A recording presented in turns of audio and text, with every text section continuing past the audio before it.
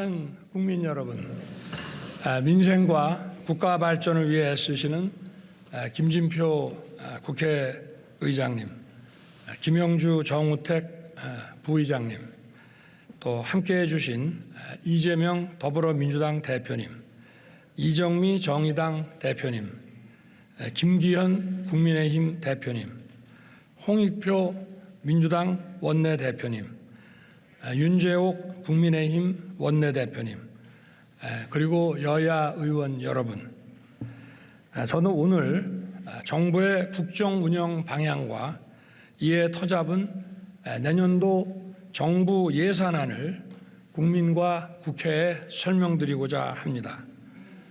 최근 우리 경제를 둘러싼 대내외 여건은 여전히 녹록지 않습니다.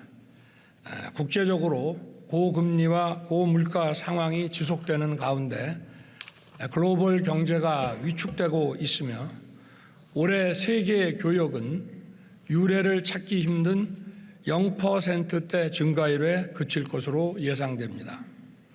또한 우크라이나 러시아 전쟁에 더해 이스라엘 하마스 무력 충돌로 인한 글로벌 안보 리스크까지 겹쳐 세계 경제의 불안전성이 커지고 있습니다. 세계 경제의 침체에 따라 대외 의존도가 높은 우리 경제의 성장세도 둔화되고 서민 취약계층 중심으로 민생의 어려움은 가중되고 있습니다. 이에 정부는 각별한 경각심을 가지고 거시경제 리스크 관리에 만전을 기하는 가운데 경기 회복과 민생 안정에 주력하고 있습니다. 경제 안보 상황을 24시간 밀착 모니터링하는 한편 상황별 조치 계획을 점검하고 신속한 적기 대응 조치를 상시 준비하고 있습니다. 한국은행이 지난주 발표한 3, 4분기 GDP 성장률 지표를 보면 우리 경제는 작년 말과 금년 초의 전망대로 하반기로 갈수록 성장세가 증가되고 내년에는 잠재 성장률 이상으로 회복되어 주요국을 상회할 것으로는 예상됩니다. 주력 수출품인 반도체 수출이 회복세를 이어가는데 자동차, 조선, 2차 전지, 방산 등 다양한 품목의 수출이 개선되면서 회복세를 견인하고 있습니다. 정부는 최근의 회복세가 더욱 힘을 받도록 수출 및 투자 확대 노력을 강화하고 내수 회복에도 주력하겠습니다. 그간 부진했던 경제 지표가 조금씩 나아지고는 있지만 민생의 어려움은 여전히 지속되고 있습니다. 유류세와 관세의 인하, 공공요금 관리 등으로 우리나라의 물가 상승률은 주요국을 비교해서 다소 낮은 수준이긴 합니다. 그러나 국민 여러분께서 체감하시는 물가는 여전히 높고 장기간 지속되어 온 고금리로 생계비 부담이 가중되고 있습니다. 정부는 물가와 민생 안정을 모든 정책의 최우선에 두고 총력 대응하겠습니다. 범정부 물가 안정 체계를 가동하여 장바구니 물가 관리에 주력하는 한편 취약계층의 주거, 교통, 통신 등 필수 생계비 부담을 경감하고 국민들이 체감할 수 있는 민생 안정 대책을 촘촘히 마련해 나아가겠습니다. 아울러 서민 금융 공급 확대를 통해 고금리 장기화에 따른 부담 완화 노력도 강화하겠습니다.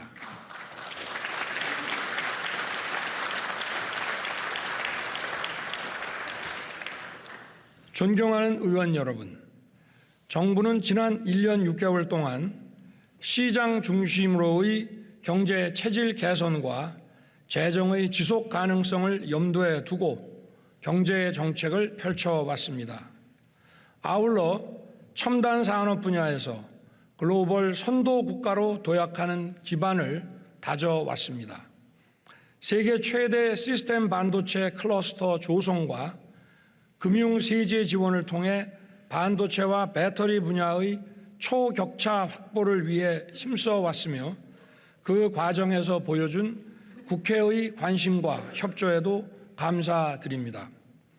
또한 복지 정책의 최우선을 약자 보호에 두고 어려운 분들에게 국가의 손길이 빠짐없이 닿을 수 있도록 노력하겠습니다. 저는 그것이 우리의 미래를 위한 것이라고 믿고 있습니다. 생명과 지역을 살리는 담대한 의료 개혁, 그리고 기회발전 특구와 교육자유 특구를 중심으로 어디서나 살기 좋은 지방시대 구현에도 노력해 왔습니다.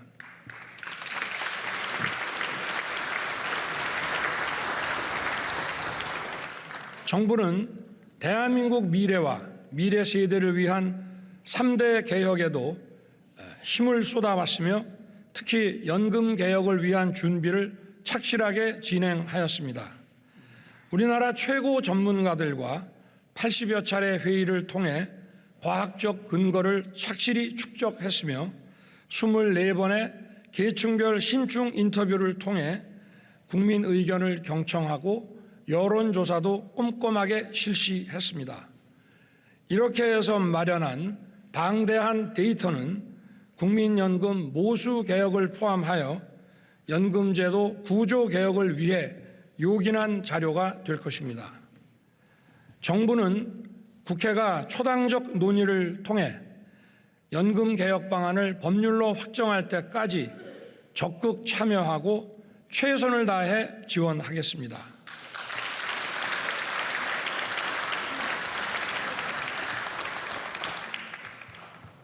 정부는 공정과 상식을 기반으로 하는 노동시장을 조성하고 근로자 전체의 권익을 증진시키기 위한 노동개혁을 추진해 왔습니다. 합법적인 노동운동은 철저하게 보장하되 불법행위에 대해서는 노와 사를 불문하고 법과 원칙에 따라 대응해 왔습니다. 최근 양대 노총이 회계 공시를 하기로 결정하였습니다. 늦었지만 다행스럽게 생각하고 이러한 결정이 도출되는데 수고한 많은 분들께 감사드립니다. 이번 회계 공시를 계기로 투명하고 신뢰받는 노동운동이 확산될 수 있도록 정부도 노력하겠습니다.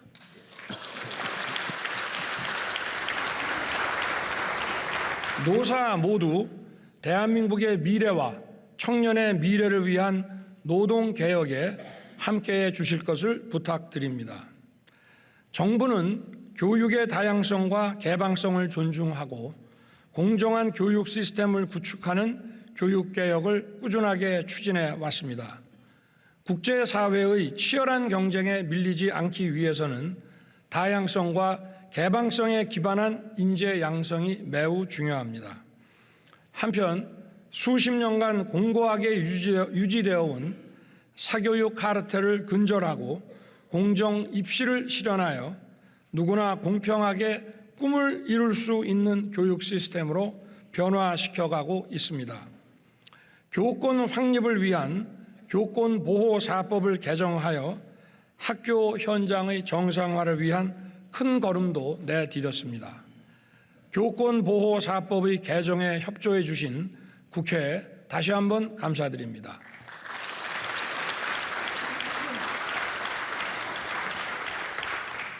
아이들을 안심하고 맡길 수 있는 세계 최고 수준의 돌봄 서비스 제공을 위해 유보 통합과 늘봄 학교를 적극 추진해 오고 있습니다.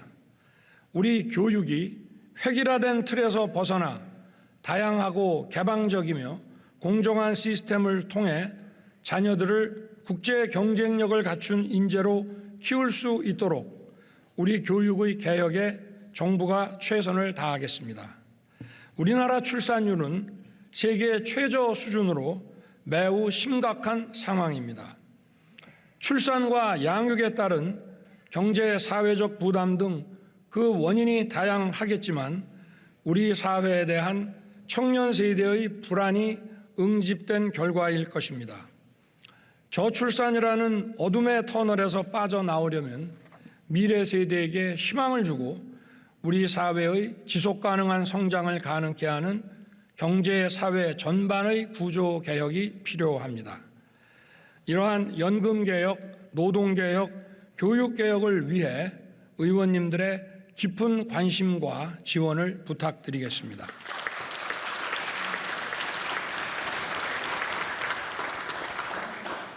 존경하는 국민 여러분, 그리고 의원 여러분, 튼튼한 안보는 경제의 초석입니다. 북한의 불법 도발에 강력히 대응하면서 핵미사일 위협에 대한 억지력을 강화하고 있습니다. 한미 핵협의 그룹을 가동하여 동맹의 확장 억제력 수준을 격상시켰습니다. 정부는 올해 한미동맹 70주년을 맞아 안보, 경제, 첨단 기술, 정보, 문화를 망라한 글로벌 포괄 전략 동맹을 구축하였습니다. 세계적인 공급망 위기에서 긴밀히 작동하는 한미 경제 안보 협력 메커니즘은 우리의 위기 관리 능력을 더욱 튼튼하게 할 것입니다. 또한 반도체, AI, 우주와 같은 첨단 분야의 전략 동맹은 우리 기업과 국민들에게 더 많은 기회와 일자리를 제공할 것입니다. 한일 양국의 경제 협력과 비즈니스가 이제 활기를 띠기 시작했습니다. 일본은 반도체 소재의 수출 규제를 해제하였고 한일 간의 화이트리스트가 복원되었으며 통화 스와프도 재개되었습니다. 올해 한일 양국을 오간 방문객 수가 역대 최대치인 연간 1,000만 명 수준에 근접한 것은 양국 국민들 간의 상호 우호와 교류 열망을 반영하는 것이라 하겠습니다.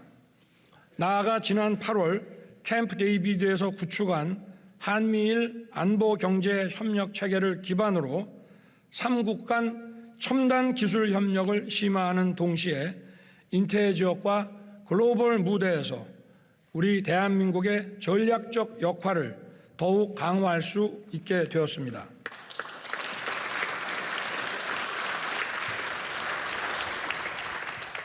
중국과는 지난해 11월과 올해 9월 각각 시진핑 국가주석과 리창 총리를 만나 자유무역과 다자주의에 대한 지지 입장을 서로 확인하였습니다. 올해 8월부터는 중국으로부터의 단체 관광이 재개되어 인적 교류가 활발해지고 있습니다. 정부는 중국과 호혜적 협력을 지속하면서 양국 기업과 국민들이 더 많은 교류의 기회와 혜택을 누릴 수 있게 할 것입니다. 저는 외교의 중심을 경제에 두고 우리 국민과 기업이 뛰는 곳이면 세계 어디든 달려가고자 합니다. 지난해에 이어 올해에도 UN 총회, 나토, G20, 아세안에 참석하여 세계 각국의 정상들과 다자 및 양자 회담을 하였고 미국, 일본, 베트남, 폴란드, 사우디, UAE, 카타르 등을 방문하여 양자 정상회담을 하였습니다. 취임 이후 1년 반 동안 93개국과 142회의 정상회담을 하였습니다.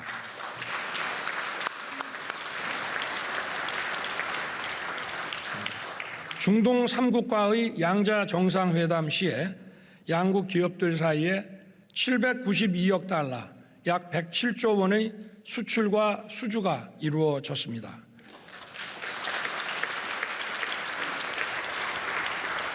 (1970년대부터) 에너지와 건설 분야에서 일궈온 중동과의 협력 지평을 바이오, 의료, 스마트팜, 디지털, 원자력 그리고 방위 산업 분야까지 아우르는 미래 첨단 분야로 넓히기 위해 정부 간 전략적 협력을 강화해 나갈 것입니다. 또한 인도, 베트남, 인도네시아 등 역동적이고 성장 잠재력이 큰 시장에 청년 사업가와 중소기업인들이 더 많이 진출할 수 있도록 정부는 적극 지원할 것입니다.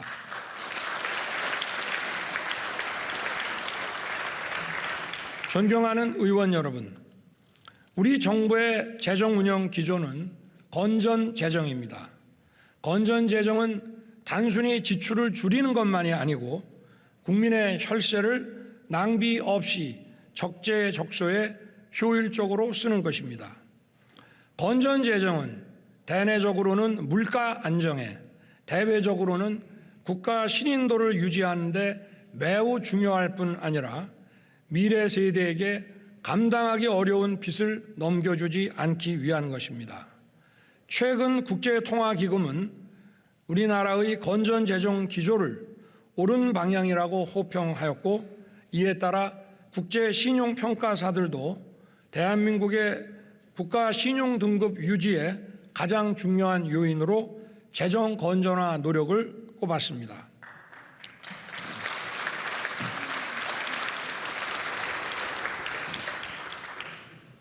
(2024년) 내년 총 지출은 2005년 이후 가장 낮은 수준인 2.8% 증가하도록 편성하여 건전 재정 기조를 유지하였습니다. 정부는 내년도 예산안 편성 과정에서 총 23조 원 규모의 지출을 구조 조정하였습니다. 모든 재정 사업을 제로 베이스에서 검토하여 예산 항목의 목적과 취지에 맞지 않는 지출, 불급하거나 부정 지출이 확인된 부분을 꼼꼼하게 찾아내서 지출 조정을 하였습니다. 이를 통해 마련된 재원은 국방, 법치, 교육, 보건 등 국가 본질 기능의 강화와 약자 보호, 그리고 미래 성장 동력 확보에 더 투입하겠습니다. 경제가 어려울 때일수록 어려움을 더 크게 겪는 서민과 취약계층, 사회적 약자를 더욱 두텁게 지원하겠습니다.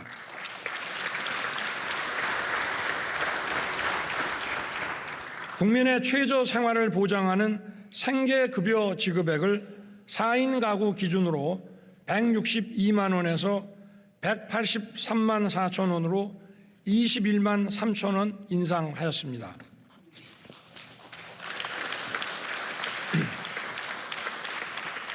장애 정도가 심한 발달 장애인에게 1:1 전담 서비스를 제공하고 가족 돌봄이 불가능한 경우에 제공하는 개별 돌봄 시범 서비스를 전국에 확대하여 24시간 지원 체제로 만들어 장애인 가족의 어려움을 덜어드리겠습니다. 자립준비 청년에게 지급하는 수당은 매월 10만 원씩 25%를 인상하고 기초와 차상위의 모든 가구 청년들에게 대학 등록금 전액을 지원하겠습니다.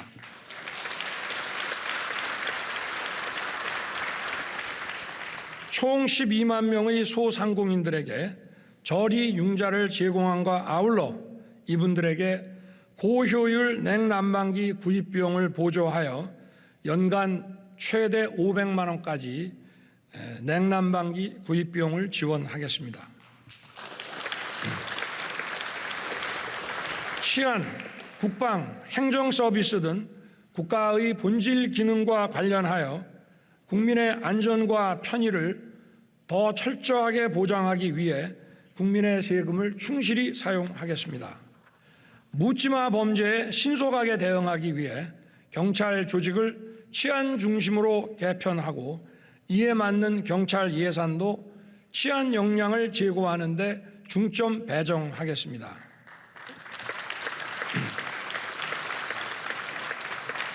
홍수 피해로부터 국민의 안전을 지키기 위해 하천 준설과 정비를 다시 본격 추진하고 전국 하천에 홍수 조기 경보망을 확대하겠습니다. 군 초급 간부의 단기 복무 장려금을 인상하고 전방의 농물 관사 제로화를 신속히 추진하여 국가 안보와 국민의 안전을 위해 헌신하는 군 장병들의 후생을 향상시키겠습니다.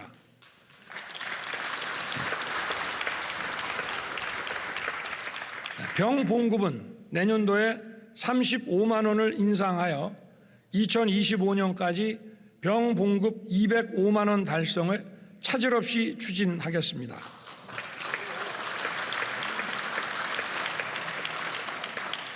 우리 국민과 기업의 글로벌 시장 개척과 활동을 전략적으로 뒷받침하고 글로벌 중추 국가로서 국제사회에 대한 책임 있는 기여를 할 수 있도록 개발 원조 ODA 예산 규모를 6조 5천억 원 수준으로 확대하겠습니다.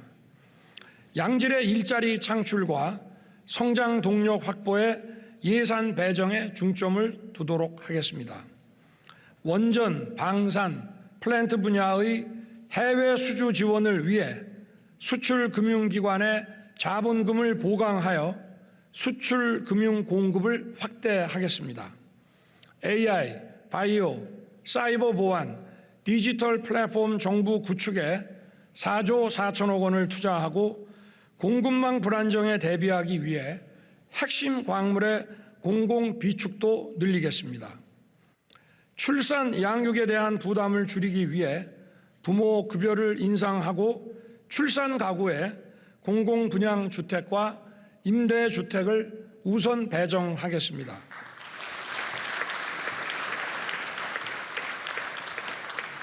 R&D 예산은 2019년부터 3년간 20조 원 수준에서 30조 원까지 양쪽으로는 10조 원이나 대폭 증가하였으나 미래 성장 동력 창출을 위해 질적 개선과 지출 구조 조정이 시급하다는 지적이 많았습니다. 국가 R&D 예산은 민간과 시장에서 연구개발 투자를 하기 어려운 기초 원천 기술과 차세대 기술 역량을 키우는 데 써야 하는 것입니다. 이번 예산안에는 첨단 AI 디지털, 바이오, 양자, 우주, 차세대 원자력 등에 대한 R&D 지원을 대폭 확대하였습니다.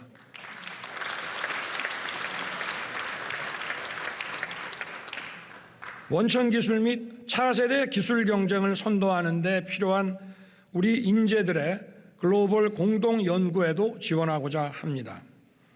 원천 기술, 차세대 기술, 최첨단 선도 분야에 대한 국가 재정 R&D는 앞으로도 계속 발굴 확대하여 미래 성장 동력을 이끌겠습니다.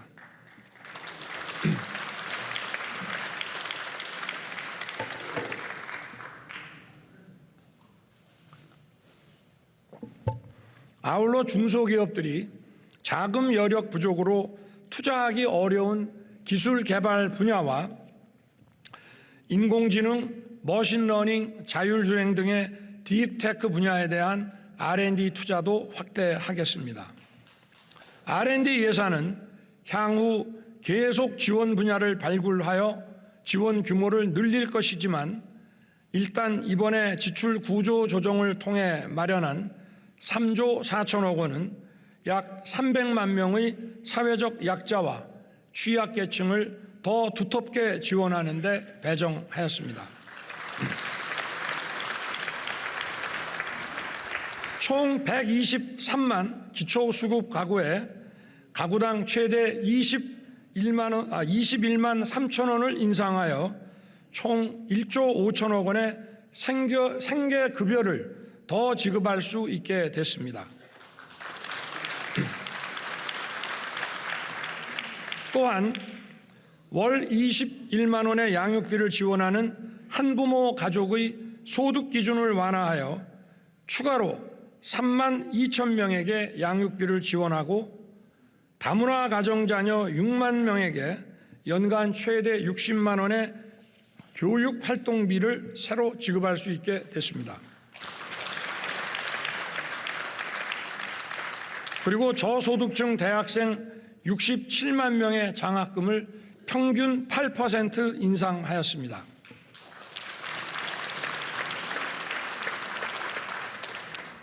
최근 국가재정 R&D의 지출 조정 과정에서 제기되는 고용 불안 등의 우려에 대해서는 정부가 세심하고 꼼꼼하게 챙기고 보완책도 마련하겠습니다. 존경하는 국민 여러분, 김진표 국회의장님과 의원 여러분, 최근 고유가, 고금리, 고물가로 민생의 어려움이 가중되고 있습니다. 정부가 마련한 예산안이 차질 없이 집행되어 민생의 부담을 덜어드릴 수 있도록 국회의 적극적인 관심과 협조를 다시 한번 부탁드립니다.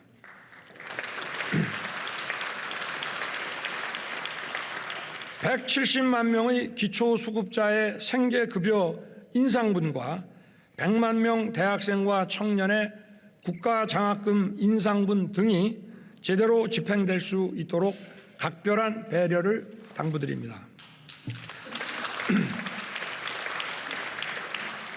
아울러 674조 원의 민간 투자를 이끌어낼 국가 재정 인프라 예산이 적기에 집행될 수 있도록 도와주시기 바랍니다.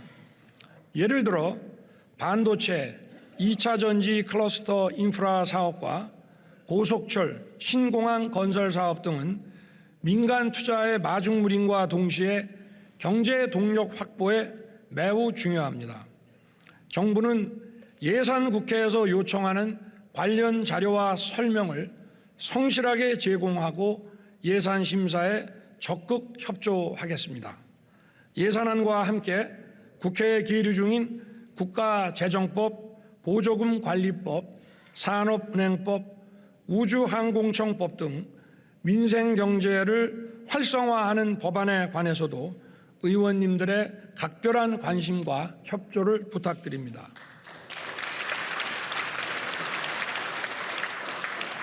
존경하는 의원 여러분, 지금 우리가 처한 글로벌 경제 불안과 안보 위협은 우리에게 거국적, 초당적 협력을 요구하고 있습니다. 당면한 복합 위기를 극복하기 위해 힘을 모아주시기를 부탁드립니다. 우리 모두 국민과 함께 위기 극복과 새로운 도약의 역사를 만들어 갑시다. 대단히 감사합니다.